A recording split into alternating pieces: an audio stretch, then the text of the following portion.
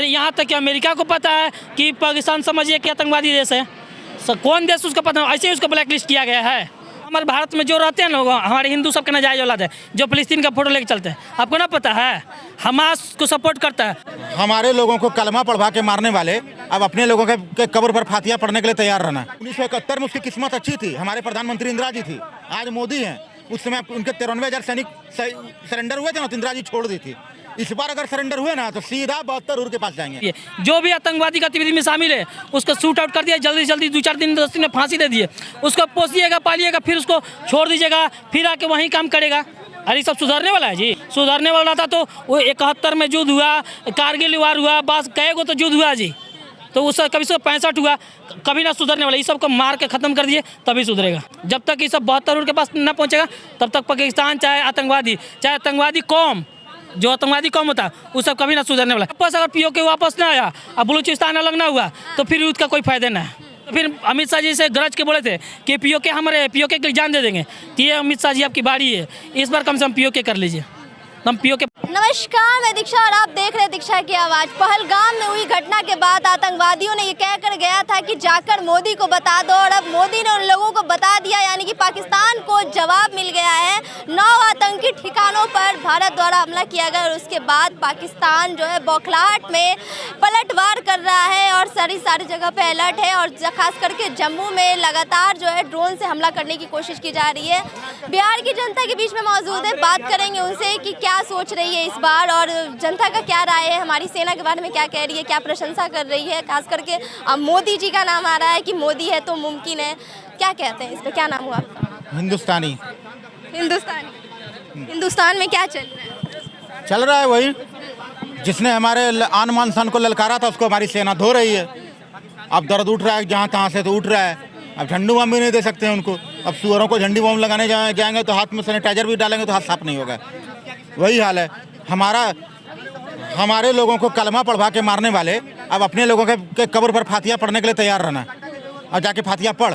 वो 2 कौड़ी का मसूद अजहर हमारे यहाँ प्लेन हाईजैक करता है, हमारे लोगों की हत्या करता है और अभी रो रहा है मेरी बहन को मार दिया, मेरे भाई को मार दिया, मेरे जीजा को मार दिया। अबे जब तूने मारा था तब तुझे नहीं दिखा था? उन लोगों की बहन नहीं थी, उन लोगों के भाई नहीं थे, उन लोगों का जीजा नहीं था। आतंकवादियों की मौत हो रही है, उनको पाकिस्तान के झंडे में लपेट कर कब्र में दफनाया जा रहा है। इससे साफ पता चल रहा है कि वो लोग पाकिस्तान जो देश है, वहाँ की सेना है, आतंकवाद का समर्थन करती है। तो ये बात तो जग जाहिर है। आप सोचिए ना, देश का झंडा कितना सम्मान वाला चीज़ होता है। अब वो आतंकवादी और क्रिमिनलों को तुम लपेट रहे हो तो तुम्हारा देश का झंडा का वैल्यू ही हम समझ गए क्या है। हमारे देश का झंडा किसी क्रिमिनल को लपेटा जाएगा तो मैं तो उसी दिन FIR करूंगा। किसी भी क्रिमिनल रिकॉर्डेड आदमी को, जो क्रिमिनल रिकॉर्डेड है, उसको हमारे देश का झंडा अगर लपेट देगा तो मैं केस करूंगा उस पर। लगातार पाकिस्तान बौखलाहट में हमले कर रही है, क्या लगता है कुछ होगा पाकिस्तान? अरे क्या हमले कर रही है? वो चाइनीज सामान लेकर के आती है, चाइनीज सामान लेके आती है। उसका बम, मिसाइल, प्लान, डिफेंस सिस्टम सब चाइनीज है। चाइनीज सामान का कोई गारंटी नहीं है। उसका डिफेंस सिस्टम हमारे S-400 ने उड़ा दिया, उसका डिफेंस सिस्टम को। अरे वो ड्रोन भेज रहा था हमारे, नहीं सॉरी, JF-17 भेज रहा था। जम्मू को लगातार टारगेट कर रही है। अरे वो JF-17 भेजा था, लड़ाकू विमान। हमारे S-400, हमारे आकाश मिसाइल ने उसको उड़ा दिया।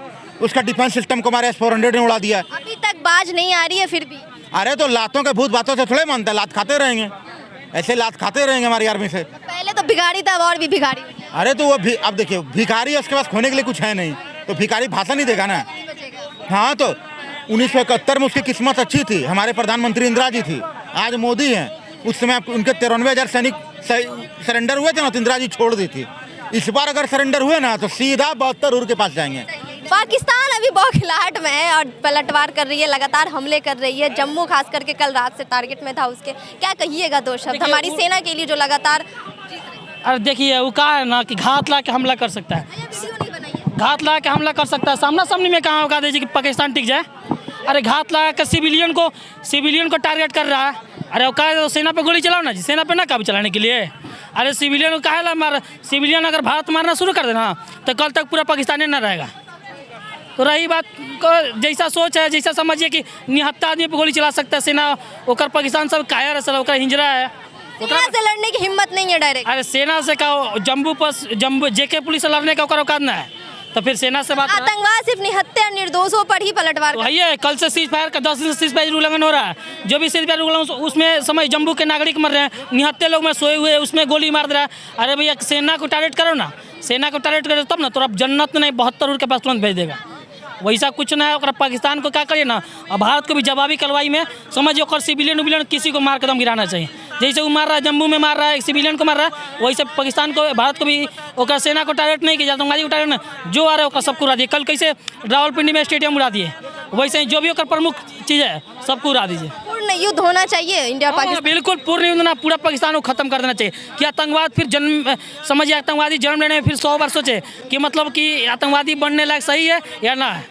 आतंकवादी हमला करने से पहले कोई भारत में सोचे कि इसके बाद भारत क्या करेगा, मतलब ये डर रहना चाहिए। पलटवार करने से बाज नहीं आ रही है पाकिस्तान, क्या कहिएगा दोस्तों? देखिए वो सब जो हम लोग के पास शादी ब्याह में ड्रोन उड़ाता है ना, वो ड्रोन से हमला करने आता है, वो सब क्या बताएगा जी हम लोग के पास? वो सब शादी ब्याह वाला ड्रोन को क्या बोल रहे ना कि देखिए हमारा तुर्की में से दिया ड्रोन दिया है। अरे भैया हमारे यहाँ वो सब शादी ब्याह में चलता है, कुछ वैल्यू है जी। 15 को शहर को समझिए कि लॉक करके मिसाइल मारा टारगेट लगा के, एक को मिसाइल होकर काम ना आया, टीका से बात ना चल रहा कि पाकिस्तान को चीज़ है। अरे मोदी जी अभी देखिए, भारत हमारे जो भारतीय सैनिक है ना, वो निहत्थे लोग पे और समझिए कि निर्दोष को आदमी को मारना नहीं चाहती है।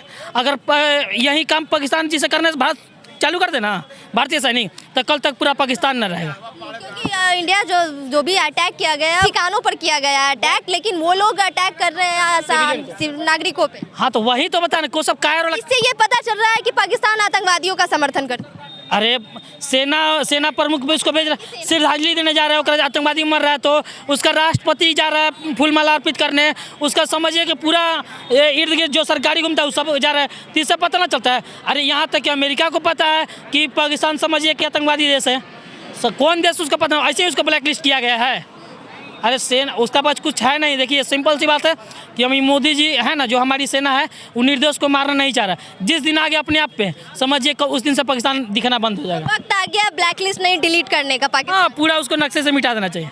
फिलिस्तीन का फोटो लगा रहा था, बातें कर रहा था, वो अभी नजर नहीं आ रहे वो लोग। अरे वो हमारे भारत में जो रहते हैं ना, हमारे हिंदू सबके नाजायज औलाद है जो फिलिस्तीन का फोटो लेके चलते हैं। आपको ना पता है हमास को सपोर्ट करता है। हमास किसको सपोर्ट करता है? मसूद अजहर को। कौन है जी मसूद अजहर को, हाफिज सईद को, लश्कर तौबा को। रोने दीजिए ना। अरे अपने परिवार का 10 आदमी मरा तो समझ रोने लगा। और समझिए अनेकों कई कांड कैले है जी, भारत में सिविलियन को मार के नहीं हत्या मारा है, तो इसके उसको क्या अफसोस होता चाहिए? हमारा ना बोलते कि जो भी हमास का सपोर्ट करता है, जो भी इजराइल का सपोर्ट करता है, वो मोदी शूट आउट करिए।